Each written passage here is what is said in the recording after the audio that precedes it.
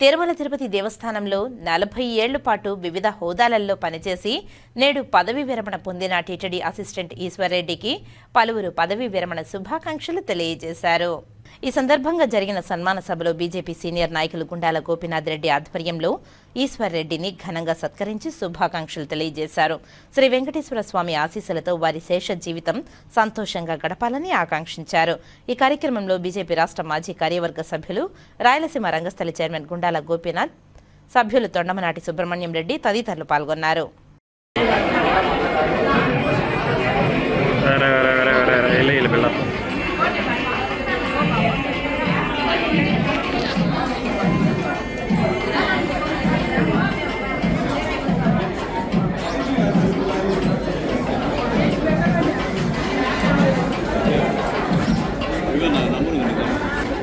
లేదు